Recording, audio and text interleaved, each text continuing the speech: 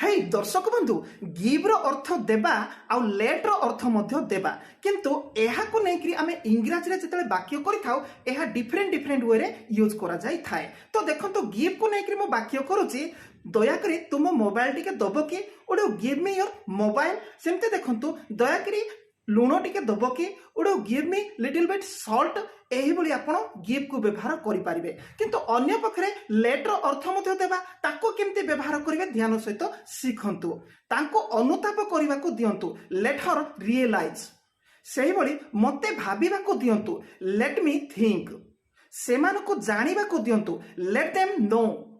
पिलामान को पढ़िबा को दियंतु लेट द चिल्ड्रेन स्टडी। तांको यूट्यूब वीडियो बनेबा को दियंतु let her make the YouTube video. तो आशा करी दर्शक बंधु एठी आपण गिव एवं लेट को व्यवहार करी केमिति इंग्रजी रे कथबार्ता करिवे शिखि जाइथिबे। चैनल को सब्सक्राइब करंतु।